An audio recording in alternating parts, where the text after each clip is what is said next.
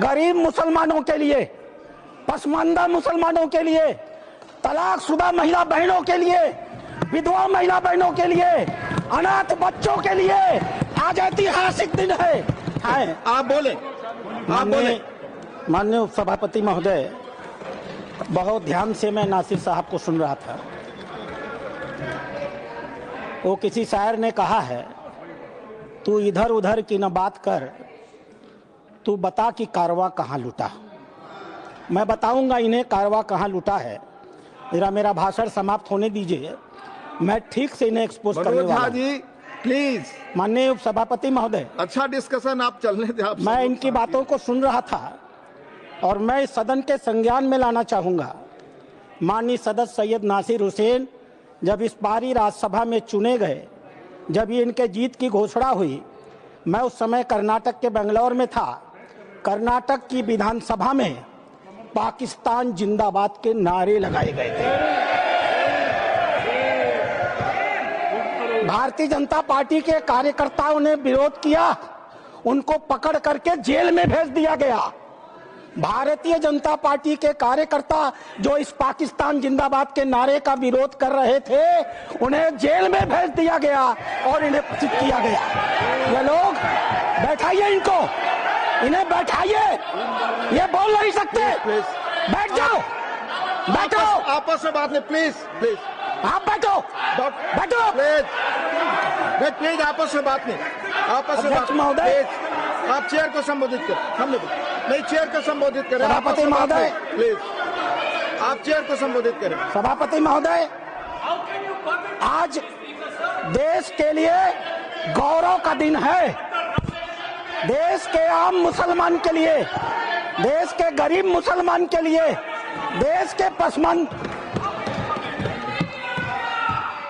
बीच में टोका टोकी नहीं होगी, ये दोनों के लिए होना चाहिए। फिर तो please please please Nasir ji, please please, झूठ बकवास सब उपसभापति महोदय नहीं जा रहा, आप रिकॉर्ड पे नहीं जा रहा, बैठ जाइए। उपसभापति महोदय, आज का दिन गरीब मुसलमानों के लिए, पसमानदा मुसलमानों के लिए, तलाकशुदा महिला बहनों के लिए, विधवा महिला बहनों के लिए, अनाथ बच्चों के लिए आज ऐतिहासिक दिन है।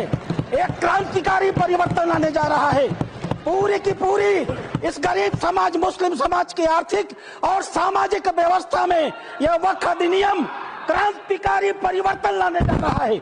मैं आभारी हूं माननीय मोदी जी का, जिन्होंने इस महान विधेयक को इस सदन में लाने का काम किया।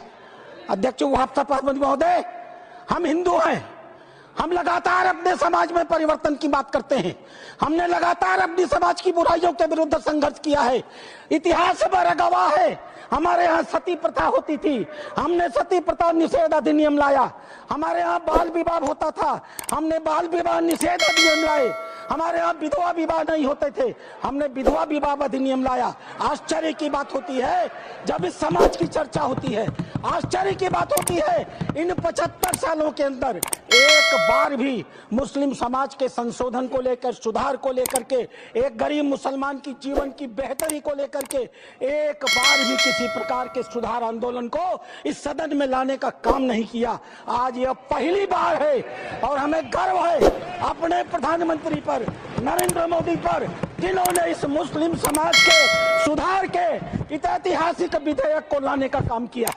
2014 में माननीय प्रधानमंत्री बने थे, उनके दृष्टि में कभी हिंदू और मुसलमान नहीं होता था, उनका सिर्फ एक नजरिया होता था, गरीब और अमीर। आप गौर कीजिएगा, यह सदन गौर करेगा। हम जनधन योजना लेकर के आए, 42% लाभार्थी मुस्लिम थे। हम प्रधानमंत्री आवास योजना लेकर के आए, 31% लाभार्थी मुस्लिम थे। हम उज्ज्वला योजना लेकर के आए, 37% लाभार्थी मुस्लिम थे। हम मुद्रा योजना लेकर के आए, 36% लाभार्थी मुस्लिम थे।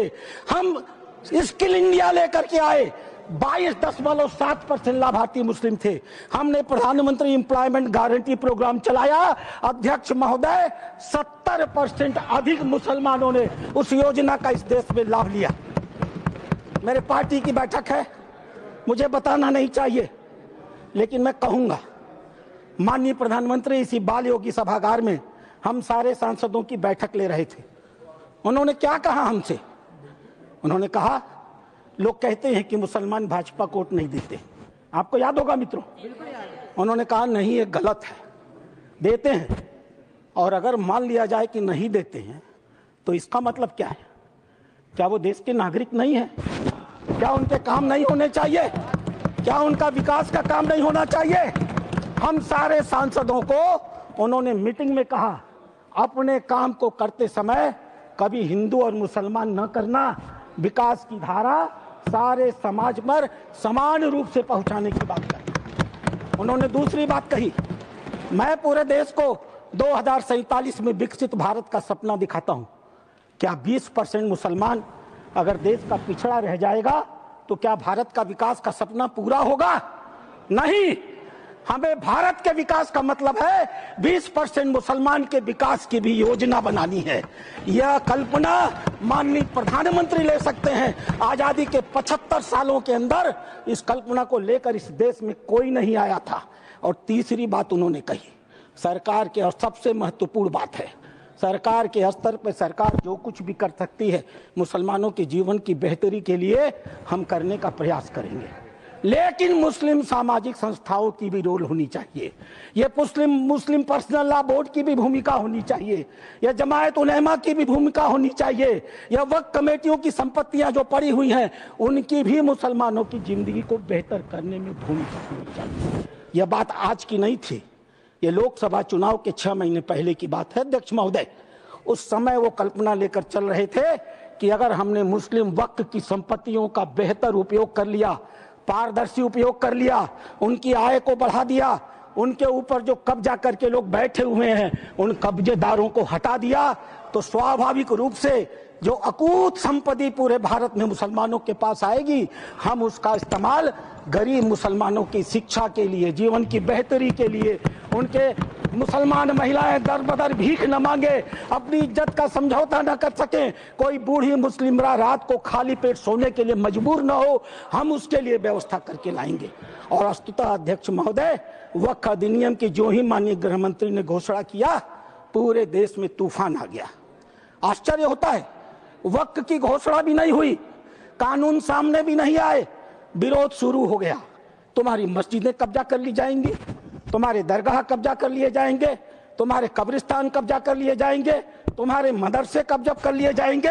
मैं एक पत्रक लेकर के अध्यक्ष महोदय आया हूं। केरल और कर्नाटक की एक आतंकवादी संस्था है PFI, माननीय गृह मंत्री को आभार प्रकट करता हूं, उन्होंने बैन किया है। PFI की एक दूसरी संस्था है SDPI। आज SDPI, मेरे पास पर्चे हैं, मैं गृह मंत्री को सौंपूंगा और आपको भी दूंगा। आज SDPI पूरे देश में, मेरे पास राजस्थान के पर्चे आए हैं जहां SDPI सबसे कमजोर है, पूरे देश में पर्चे बांटे जा रहे हैं और बताया जा रहा है कि ये वक्फ कानून अगर आ गया तो मस्जिदों पर भाजपा सरकार कब्जा कर लेगी। आखिर क्यों? लेकिन ये लोग भूल गए, नरेंद्र मोदी किसी और मिट्टी के बने हुए हैं। आपके विरोध से वो डरने वाले नहीं थे। आप चाहे जितना भी विरोध करते, वो मजबूती के साथ एक आम गरीब मुसलमान, एक दलित, एक पिछड़ी महिला, एक अनाथ महिला, एक तलाकशुदा महिला, अनाथ बच्चों के साथ खड़े होने वाले थे और इसीलिए वो मजबूती से विधेयक लेकर के आए। अध्यक्ष महोदय, ये चर्चा वक्फ बाई यूजर की, क्या होता है वक्फ बाई यूजर? हजरत मोहम्मद साहब ने क्या कहा था? आपके पास अपनी कोई संपत्ति हो तो दूसरों को भले के लिए दान करो। हदीसों ने क्या लिखा था? यदि किसी व्यक्ति के पास अपनी संपत्ति है, उस संपत्ति का एक हिस्सा वो दान कर सकता है, उसके लिए मुतवल्ली बना सकता है, उसके आय के साधन कैसे होंगे लिख सकता है, आय से होने वाली आय किस वर्ग के उपयोग में आएगी उसके भी निर्देश दे सकता है। What is this Waqf by user? किसने आपको संपत्ति दी? किसने आपको संपत्ति दान की? किसके मन में मनसा थी कि अल्लाह को दे दिया जाए? एक भी आदमी ने वक्फ बाई यूजर की संपत्ति वक्फ के अधिनियम के तहत नहीं दी। जैसे फिल्मों में गुंडे हुआ करते थे, जिस औरत पर हाथ रख दी वो औरत उनकी हो गई, इसी प्रकार से इन वक्फ बोर्डों ने भू माफियाओं की तरह काम किया। जिस जमीन पर हाथ रख दिया इन्होंने, वह जमीन उनकी हो गई। आज इस मानसिकता से ये काम करते हैं। जमीनों पर मैं कानून लेकर के आया हूं। अध्यक्ष महोदय, इसी सदन में माननीय सदस्य झूठ बोल रहे थे, असत्य बोल रहे थे। 1995 का यह एक्ट है, धारा 40, द बोर्ड में इटसेल्फ कलेक्ट इंफॉर्मेशन।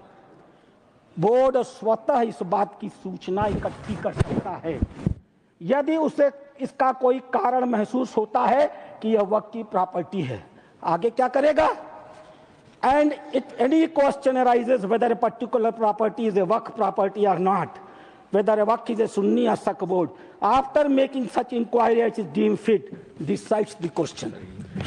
संपत्ति पर हाथ रख दो, किसी भी संपत्ति को वक्फ बोर्ड की संपत्ति कह दो और वक्फ बोर्ड खुद ही तय कर लेगा कि वो संपत्ति वक्फ की है कि नहीं है, और जिस बेचारे की संपत्ति ले ली जाएगी उसको पता ही नहीं चलेगा।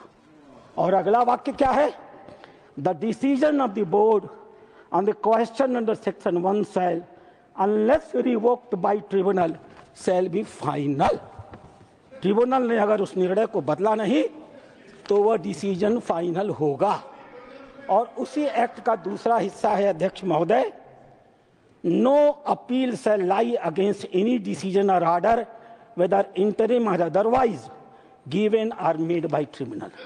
ट्रिब्यूनल के द्वारा कोई भी आदेश जो दिया गया होगा उसके खिलाफ किसी प्रकार की अपील नहीं होगी।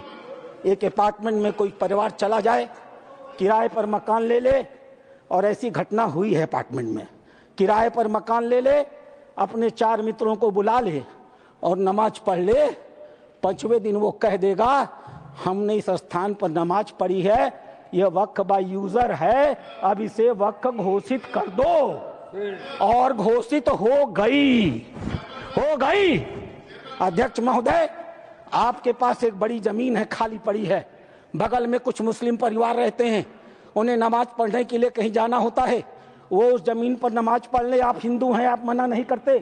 5 दिन 7 दिन नमाज पढ़ने के बाद वो लिख के दे देंगे कि हम लोग इस जमीन पर नमाज पढ़ते थे, अब यह वक्फ बाय यूजर हो गई, अब इस जमीन पर किसी का कोई अधिकार नहीं रहेगा।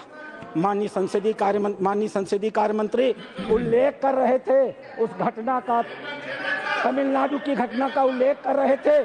क्या हुआ तमिलनाडु में? एक रामचंद्रन नाम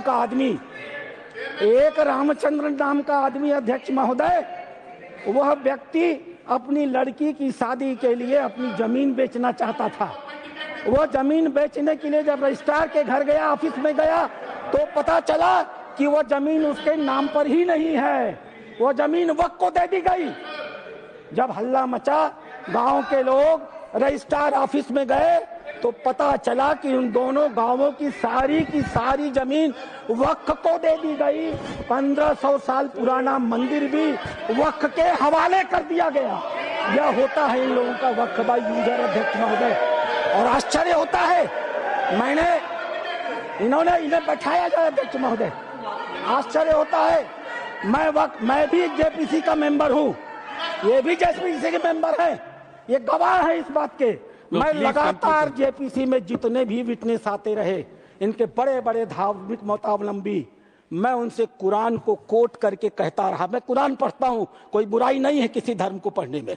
मैंने कुरान को कोट करके कहा कि मौलवी साहब ये तो बताओ कि इस कुरान में या किस हदीस में यह लिखा है कि अगर हमने कोई संपत्ति दान नहीं की तो तुम उसको वक्फ बाय यूजर मालिकाना मान लोगे। किसी के पास एक भी मेरे सवाल का जवाब नहीं था। इन लोगों ने क्या किया मालूम है? वो जो ओवैसी साहब वहां बैठते हैं ना, उन्होंने मेरा नाम रख दिया मौलाना डॉक्टर राधा मोहन अग्रवाल। अब इससे बड़ी मेरी जीत क्या हो सकती है? मैंने इनसे पूछा, इस बात पर बहस होती है कि डीड लिखित गया या नहीं। मैंने इनसे कहा, जब हजरत मोहम्मद साहब ने अपने आयतों में लिखा है, 3 आयतें हैं, 4, आप चाहिएगा तो मैं पेश करूंगा। 4 आयतें हैं जहां हजरत मोहम्मद साहब कहते हैं एक भी पैसा अगर किसी को दो तो उसको लिखो, उसका उदाहरण दो, उसका विटनेस बनाओ, ताकि ताकीद रहे कि कल तुम्हारे देने को कोई चुनौती न दे पाए। एक भी पैसा दो तो लिखित दो। और तुम कहते हो कि तुम्हारे पास ये सारी संपत्तियां हैं जिसका कोई लिखित रिकॉर्ड नहीं है, फिर भी वक्फ है, मेरे एक भी सवाल का जवाब, मैं उस कमेटी की बातों को बोलता नहीं, लेकिन चूंकि इन्होंने कमेटी का उल्लेख कर दिया इसलिए मैं इन्हें एक्सपोज कर रहा हूं। मेरे एक भी प्रश्न का जवाब ये लोग नहीं दे पाए, खाली मुझे कहते थे कुरान पढ़ते हैं मौलाना है, कुरान पढ़ते हैं मौलाना है। अरे कुरान मैं पढ़ता हूं, तुम तो मुसलमान हो, बचपन से पढ़ते हो ना। मैं पढ़ूं और बताऊं कुरान में क्या लिखा है?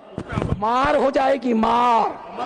ये हिंदू की भलमनसाहत है जो कुरान पढ़ के तुम्हें बताता नहीं है।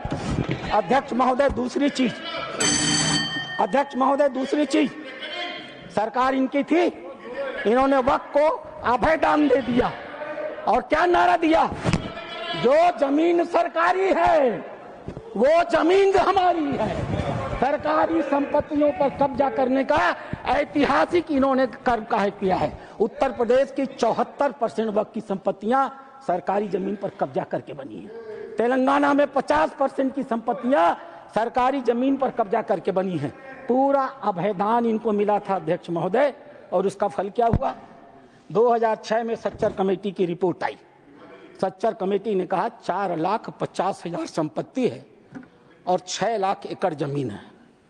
आज 2024 में 8,72,000 संपत्ति है और 37,94,000 एकड़ जमीन है। 2006 से 2023 6 लाख एकड़ से बढ़ करके 37,94,000 एकड़ जमीन इनकी हो गई। इन्हें बताना तो पड़ेगा सभापति महोदय कि आखिर 31 लाख अतिरिक्त जमीन इन्होंने पाई से कहां से है। इन्हें उसका उदाहरण देना पड़ेगा। अध्यक्ष महोदय, जितना ये कांग्रेस के पहले वक्ता रहे हैं, जितना समय ये बोले हैं, मैं भी उतना ही समय बोलने वाला हूं। यह मेरा अधिकार है सभापति महोदय।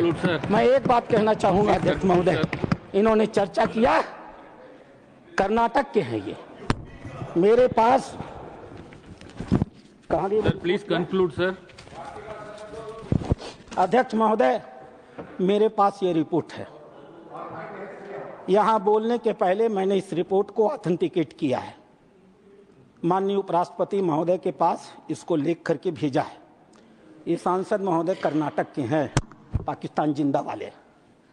एक शब्द भी इन्होंने इस रिपोर्ट के बारे में नहीं बोला।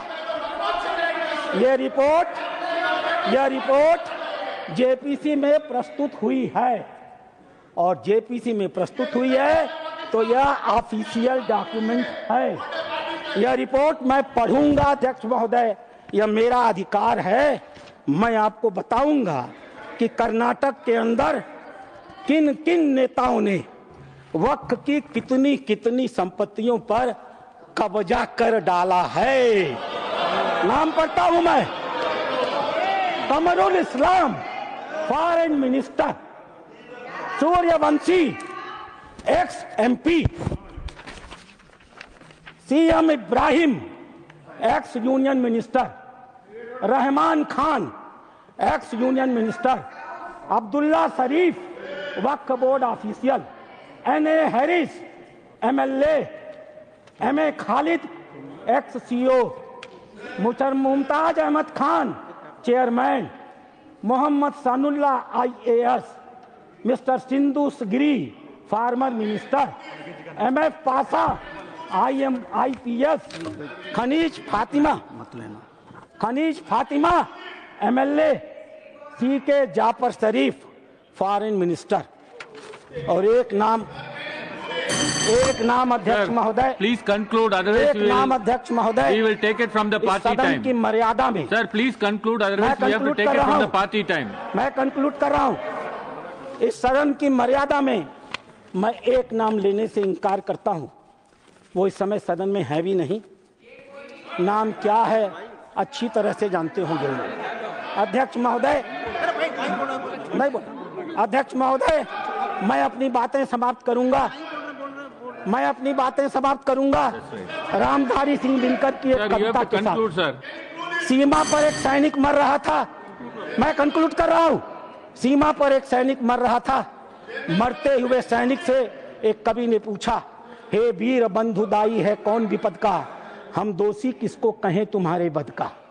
मरते हुए सैनिक ने कहा, यह गहन प्रश्न कैसे रहस्य समझाएं, 10-20 बधिक हो तो Sir, हम is the नाम party गिनाएं। allotting the time for her him? कदम कदम पर खड़ा यहाँ पातक है, हर तरफ लगाए घात बड़ा घातक है, घातक है। देवता सदस्य दिखता है पर कमरे में वह गलत हुक्म लिखता है।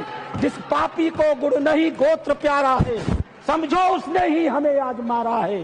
जो सत्य जानकर भी न सत्य कहता है या किसी लोभ के विवश चुप रहता है, उस कुटिल राजतंत्री करदय को धिक है। वह मूक सत्यहंता कम नहीं बधिक है।